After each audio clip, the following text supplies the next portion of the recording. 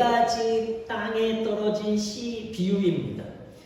아까도 말씀드렸듯이 이것을 통해서 우리가 알 수 있는 것은 예수님의 선교 전략이 어떠한지를 알 수 있다는 거예요. 선교에 대해서 많은 책을 쓴 피터 웨그너 박사도 이 전도 전략을요 농업의 기본 원리와 같다라고 이야기를 했습니다. 더 적절하게는 이것은 씨 뿌리는 자의 비유, 씨 뿌리는 것이 중요한 것이 아니라 토양의 비유라고 이야기하기도 합니다. 네 종류의 토양에 씨를 뿌렸다라는 것이죠. 길가에 뿌리고 돌밭에 뿌리고 가시밭에 뿌리고 그리고 좋은 땅, 옥토에 씨를 뿌렸습니다. 예수님이 이 말씀을 통해서요 씨를 뿌리는 것에 목적을 두지 않으셨어요. 이 차이는 바로 이 농부가 이 차이를 깨달아야 하는 것은 무엇이냐면 바로 가장 좋은 씨라 할지라도 그리고 숙련된 전문가라 할지라도 어디에 씨를 뿌려야 열매가 난다는 것이죠. 좋은 땅, 옥토에 씨를 뿌려야 열매가 난다라는 것을 농부가 알아야 한다는 거예요. 모든 땅에서 좋은 씨를 뿌린다고 그리고 열심히 뿌리는 수고를 한다고 해서 열매를 맺는 것이 아니라는 것입니다. 전도 열심히 하는데 열매가 없어요. 우리는 지치기도 합니다. 그래서 많은 분들이 교회에서 전도 행사할 때 돈을 쓰는 것에 대해 이거 뭐하러 돈 써? 열매도 없는데 라고 말씀하시는 분들도 계십니다. 해도 안 된다라는 말은 어떤 의미죠? 우리가 열심히 뿌리기는 씨를 뿌렸지만 해도 안 된다라는 것, 열매가 없다라는 것은요 어디에 뿌리지 않았다라는 거예요? 좋은 땅에 뿌리지 않았다라는 말입니다. 옥토가 아닌 곳에 우리의 힘과 열정을 쏟아냈다라는 거예요. 그래서 지치기만 해요. 그것도 필요하긴 합니다. 그러나 해도 안 된다라는 의미에는요 열매의 목적이 있었다라는 것이죠. 열매를 얻기 위해서 수고하는 거예요. 그렇다면 우리는요 어디에? 옥토의 씨를 뿌렸어야만 하는 것입니다. 우리는 전도 행사 기간을 가지고 있어요. 이제 2주 남았어요. 열심히 기도하고 계시죠? 조용하세요. 네. 다시 한번 우리의 전도의 의식을 깨우기 위해서 옆 사람과 인사하도록 하겠습니다. 어떻게 인사하죠? 뭐라고 말씀하셔야 돼요. 전도합시다. 어떻게 해요? 시작. 전도합시다. 몇 주 남았어요? 2주 남았어요. 2주 남았어요. 전도해야 돼요. 저는 이 전도 행사 기간 우리 성도님들이 이제 옥토의 씨를 뿌리는 일을 통해서 30배, 60배, 100배의 풍성한 열매를 거두시길 예수 그리스도로 축원합니다. 바로 전도에는요 전략이 있어야 하는 거예요. 어떤 전략입니까? 옥토의 씨를 뿌리는 전략을 가져야 해요. 30배, 60배, 100배의 결실을 거두기 위해서는 옥토에 뿌려야만 열매를 맺습니다. 아무리 수고하고 열심을 가지고 하나님이 내게 씨 뿌리라고 명령하셨어. 그래서 뿌리기만 하는 것, 이것은요 중요한 것은 열매를 맺는 것이 있어야 뿌리는 자도 기쁨을 얻게 되어지는 거예요. 신약 성경에 보면 씨를 뿌리고 거두라고 명령하셨지 밭을 갈거나 준비하라고 명령하신 부적은 없습니다.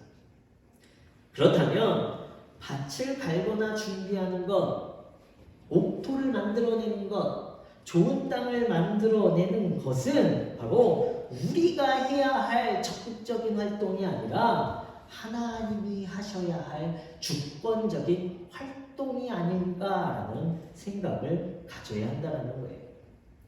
예수님이요 마태복음 9장 후반절에서부터 무르익은 추수밭의 비유를 말씀하셨습니다.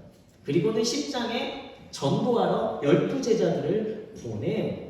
그러면서 전도의 전략을 설명하십니다. 12 제자들을 보내시면서 전도하러 보내시는데 아무한테나 열심히 가서 복음을 뿌려라라고 말씀하신 것이 아니었어요.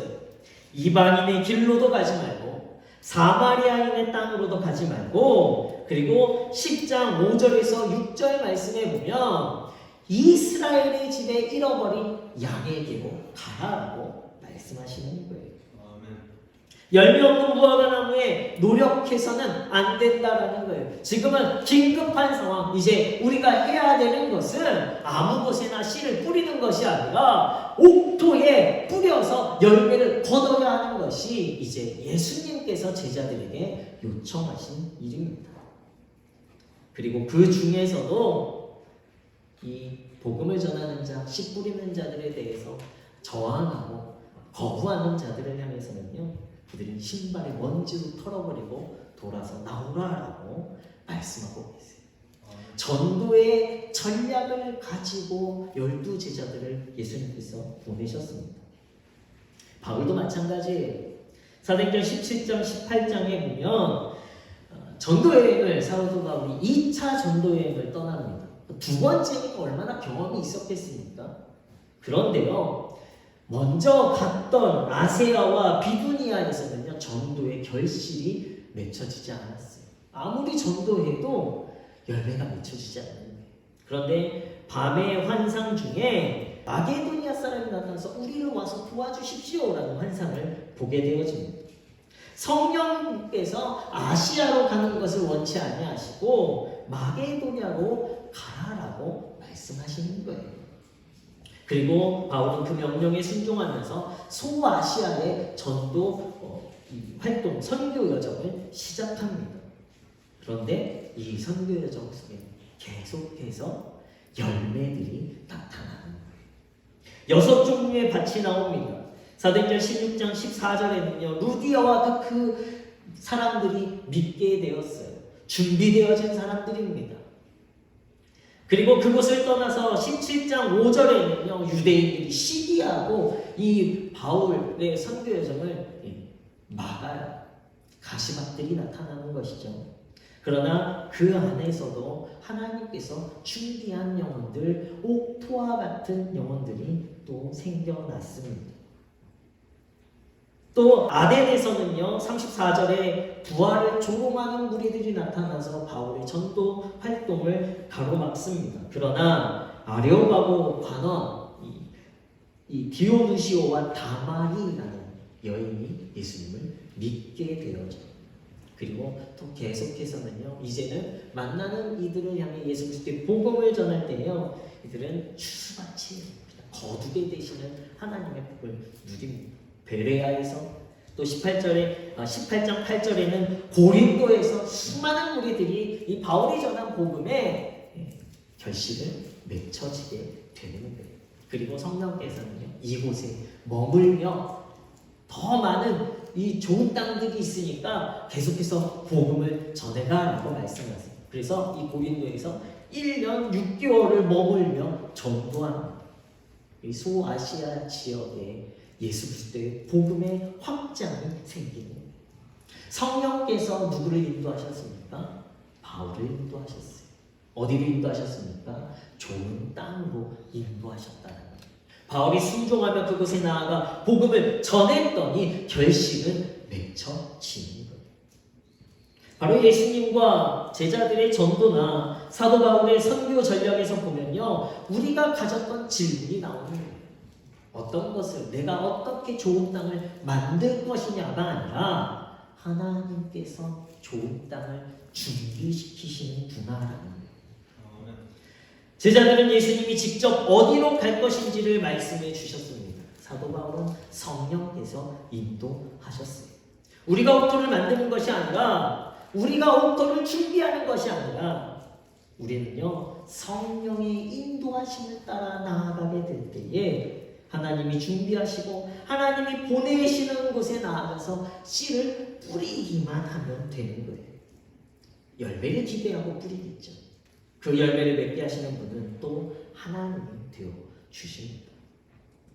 우리는 영적으로 민감하게 성령님에게 귀 기울여야만 하는 거예요. 그래서 전도의 가장 중요한 것은 뭐가 되는 것이죠? 영적으로 민감해야 되고 귀 기울여야만 하는 기도가 가장 중요한 거예요.